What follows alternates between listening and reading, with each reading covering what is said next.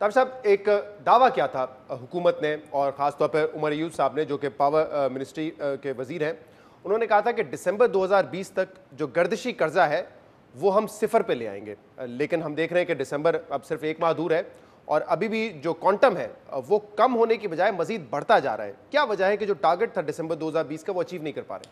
देखिए, जो उमर अयूब साहब ने दावा किया था उसके पीछे कई अवामिल होंगे, उस तफसील में हम जा भी सकते हैं, लेकिन एक हकीकत है, इससे इनकार नहीं किया जा सकता कि पिछले साल बल्कि इस साल ही कोविड-19 ने पूरी दुनिया को लपेट में ले लिया बशमूल पाकिस्तान के। अगर थोड़ा बहुत आदाद शुमार देखें तो तकरीबन 100 अरब रुपये का मज़ीद खसारा हुआ डिस्ट्रीब्यूशन कंपनी में कोविड-19 की वजह से, जो कि नहीं होना चाहिए था।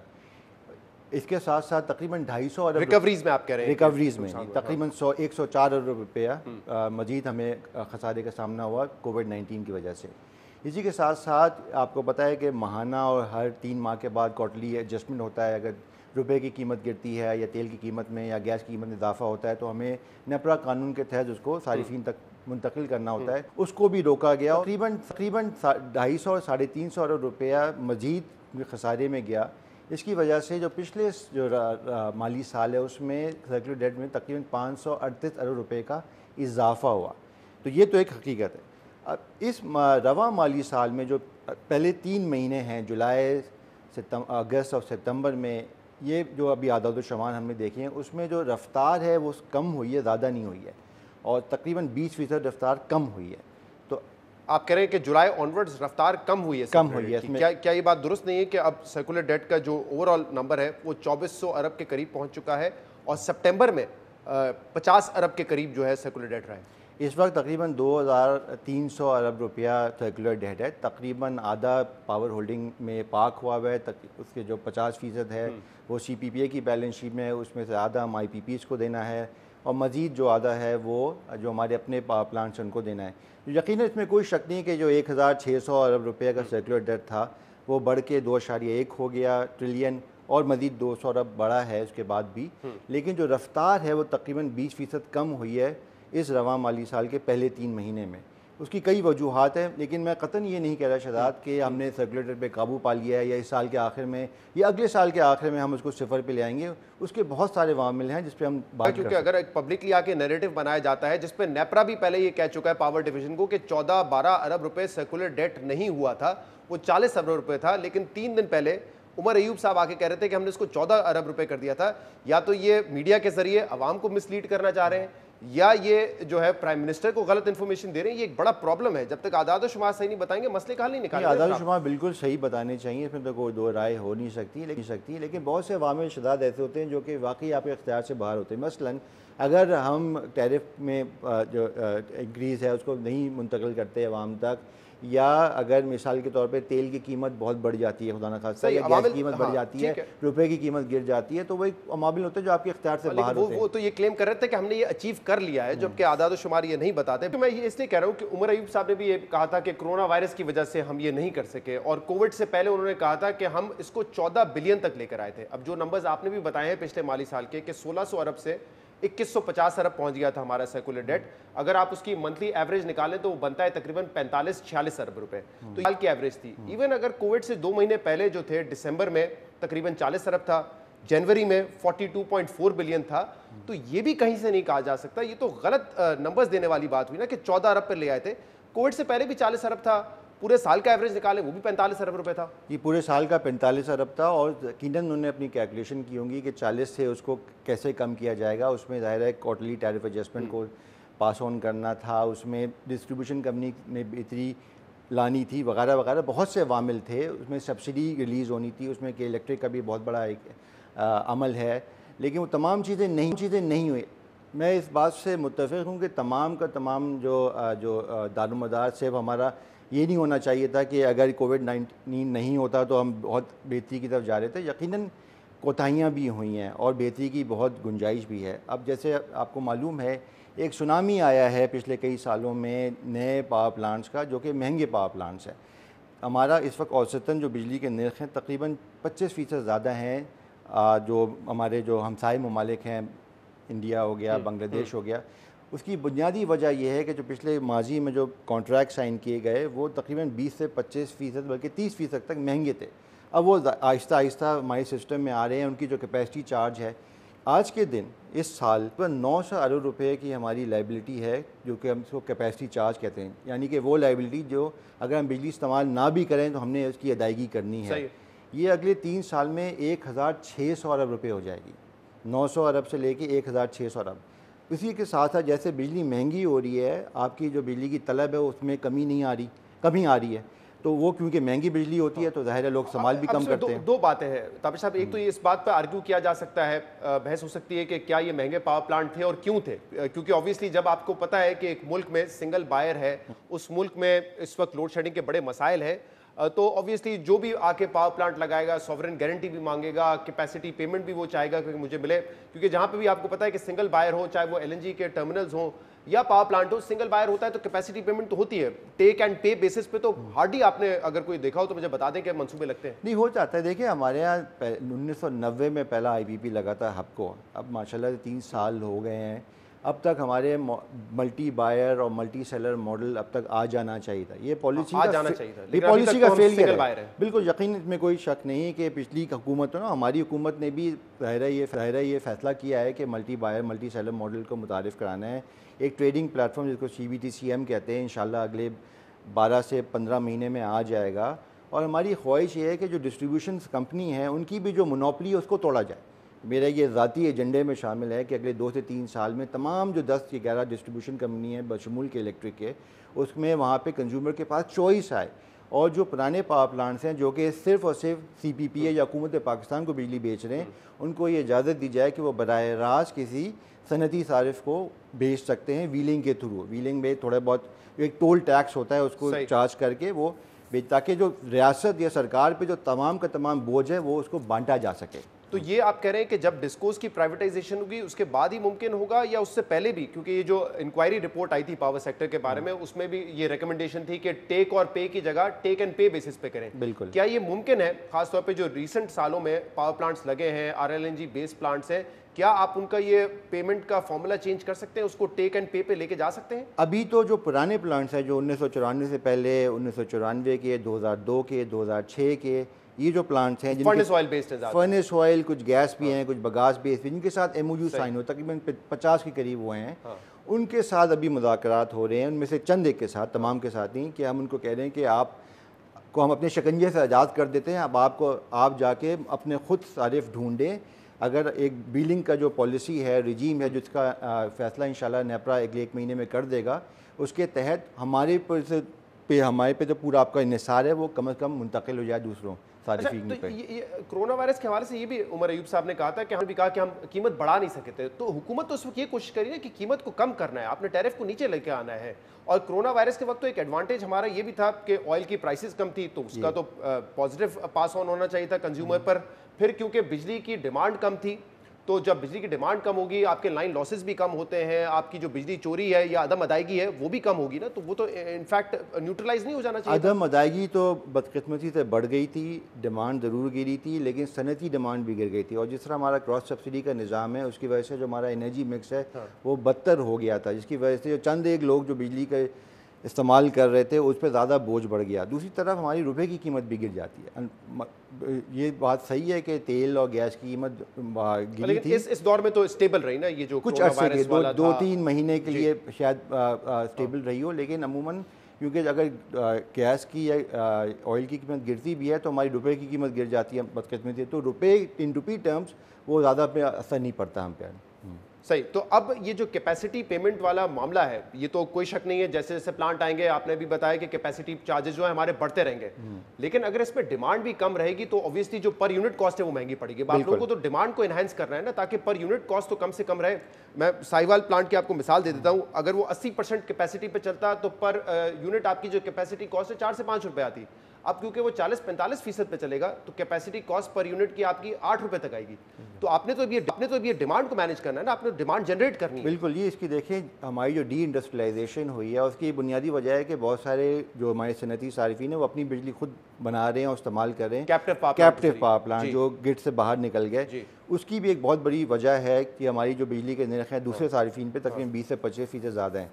आपको मालूम है शहजाद के पिछले हफ्ते ही वज़ीर-ए-आज़म साहब ने ऐलान किया इंडस्ट्रियल टैरिफ रिलीफ पैकेज का, जिसके तहत जो छोटे सारिफीन हैं उनको हमने 50% रियायत दी है अपने इजाफी कंजम्पशन के ऊपर, और जो बड़े सारिफीन इनको B4 कस्टमर्स कहते हैं उनको 25% हमने रियायत दी है 3 साल के लिए, तकरीबन 3 साल के लिए। उससे हमें बहुत उम्मीद है कि 20 से 25% इंशाअल्लाह जो सनती जो कंजम्पशन है वो बढ़ेगी, और जो हमारा डिनोमिनेटर बढ़ेगा, और जब डिनोमिनेटर पे ज़्यादा ये जो कैपेसिटी चार्ज फैलेगा तो उसकी वजह से फिर तमाम लोगों को इसका मजबूत असर कितना फ़र्क आपके ख्याल में पड़ सकता है? और क्या ये एक बहुत बड़ी रियायत है कि 25% आप उनको रियायत दे रहे हैं इजाफी बिजली इस्तेमाल करने पे, या आपके ख्याल में ऑल्टरनेट्स भी हैं जिसकी तरफ तवज्जो देनी चाहिए ताकि आप इस डिमांड को बढ़ाएं? ऑल्टरनेट्स तो हैं, लेकिन उसके साथ साथ हमने पीक और ऑफ पीक का भी जो फ़र्क है वो भी ख़त्म कर दिया। उसका बड़ा अच्छा असर पड़ेगा छोटे सारिफीन पे। आपको मालूम है कि अब पिछले हफ्ते तक 4 घंटे के लिए जो बिजली के नर्ख थे वो 21 रुपये हो जाते थे। इसकी वजह से छोटा जो सनतकार था वो बंद कर देता था। अब इंशाल्लाह हमें उम्मीद है कि वो 24 घंटे वो अपनी सनतें चलाएगा, जिसकी वजह से मईशत का पहिया और मज़ीद तेज़ चलेगा, उससे मईशत पर बड़ा असर पड़ेगा मस्बत। इसके साथ साथ जो आपकी महसूलात है उसमें इजाफा होगा, रोज़गार में इजाफा होगा, तो ना सिर्फ पावर सेक्टर में बल्कि पूरी मईशत पर इसका अच्छा जैसे क्योंकि आपने कैप्टिव पावर प्लांट की बात की, इंडस्ट्री को गालिबन $6.5 MMBTU पे आप उनको एक्सपोर्ट ओरिएंटेड इंडस्ट्रीज को देते हैं, और फिर वो अपनी बिजली बनाते हैं, उनको 9 से 10 रुपए, तो बजाय इसके कि आप उनको नेशनल ग्रिड से बिजली दें, और जो आप उनको सब्सिडाइज कर रहे हैं उनके कैप्टिव पावर प्लांट के लिए, वो आप उनको नेशनल ग्रिड से बिजली देकर सब्सिडाइज करें। बिल्कुल जी, कैप्टिव में जो लोग एक्सपोर्ट ओरिएंटेड नहीं है या जो प्रोसेस के लिए इस्तेमाल नहीं कर रहे हैं, बिल्कुल उस पर काम हो रहा है कि वो सस्ती गैस लेके अपनी इनएफिशिएंट जनरेटिंग प्लांट से बिजली बना रहे हैं। हमने ये रायत देने का, ये प्राइसिंग सिग्नल का मकसद ये था कि आप लोग वापस ग्रिड पे आ जाएं। कैप्टिव जो यूनिट्स हैं तकरीबन 80% ऐसे हैं जो कि ग्रिड से कनेक्टेड हैं, वो ग्रिड को एज अ बैकअप इस्तेमाल करते हैं। हमारी कोशिश ये है, ख्वाहिश भी है, और गैस की कीमत भी बढ़ाना नागुज़ीर हो गया है। आपको मालूम है अभी सर्दियाँ आ रही हैं, गैस की किल्लत होगी, घरेलू सारिफीन को ज़्यादा हमने गैस देनी है, तो हमारी पूरी कोशिश होगी कि जो कैप्टिव यूनिट्स हैं वो अपनी गैस वापस करें सिस्टम में, जिससे हम अपने जो मोर एफिशिएंट जैसे प्लांट्स हैं 60% एफिशिएंसी के वहाँ इस्तेमाल करें, और उनको हमने रायत दी है तो वो फिर हमसे बिजली लें ग्रिड से। और ये जो डोमेस्टिक यूजर्स हैं, क्योंकि अब उनके पास गैस नहीं होगी हीटिंग के लिए, उनको अगर कोई अपना हीटर चलाना है गीजर के लिए, तो फिर उनको आप लेकर आए ना बिजली की तरफ, वहाँ पे अगर नहीं लेकर आएंगे तो वो गैस उनको वैसे ही नहीं मिलनी। बिल्कुल ऐसा होना चाहिए। ऑल्टरनेट होगा, लेकिन फिर भी एलपीजी पे ही सब चला। एलपीजी बिल्कुल एक सोल्यूशन है जो कि अब तक आ जाना चाहिए था, मुझे अफसोस है कि नहीं आया। इस पर यकीनन तेज़ रफ्तारी से काम करने की ज़रूरत है, लेकिन देख घरेलू सारिफीन की तो अवलीन तरजीह होती है, और मेरे ख्याल में इस दफ़ा भी हमें बदकिस्मती से फर्नेस ऑयल ज़्यादा इस्तेमाल करना पड़ेगा अपने पावर प्रोडक्शन के लिए। तो इस अगले 4 महीने के लिए हमने 1.2 मिलियन टन का ऑर्डर प्लेस किया है फर्नेस ऑयल का। जी बिल्कुल, क्योंकि वही गैस जो कि हमने पावर के लिए इस्तेमाल करनी थी अब हमें घरेलू सारिफीन को मुंतकिल करनी पड़ेगी। तो फर्नेस ऑयल महंगा ज़रूर होता है, लेकिन हमारे पास फर्नेस ऑयल के प्लांट ये भी एक बड़ा कंसर्न है, क्योंकि इस साल के 9 महीनों में आप लोगों ने जो ओवरऑल बिजली पैदा की है उसमें 4% बिजली पैदा हुई है फर्नेस ऑयल से। अब फर्नेस ऑयल एक महंगा ऑल्टरनेट है RLNG या कोल के मुकाबले में, तो क्यों हम अभी भी फर्नेस ऑयल से बिजली पैदा कर रहे हैं? हमें चाहिए कि गैस के जो हमारे जितनी कैपेसिटी है हम मंगवाएं कार्गोज। हमारी जो 12 महीने की कैपेसिटी है, हम 12 कार्गोज भी नहीं मंगा रहे हैं। देखिए हमारे पास कैपेसिटी इंपोर्ट की है 110 क्यूबिक फीट, 1200 मिलियन, 1200 बिल्कुल जी। इसी तरह हमारे पास जो अंदरूनी मुल्क हम गैस पैदा करते हैं वो तकरीबन 3.5 बिलियन क्यूबिक फीट है, बल्कि एक ज़माने में 4 होती थी, गिर के 3.5 हो गई, वो गिरती चली जा रही है। लास्ट इकोनॉमिक सर्वे में 4 बिलियन क्यूबिक चले, वो 3.5 हो गई तकरीबन। नए कोई डिस्कवरी हुए नहीं है बदकिस्मती से। जो पॉलिसी का फेलियर आप कह लीजिए, या जो जहाँ कोताही कह लिए कि पिछले कई सालों में 2 टर्मिनल्स के बाद कोई नए टर्मिनल बने नहीं।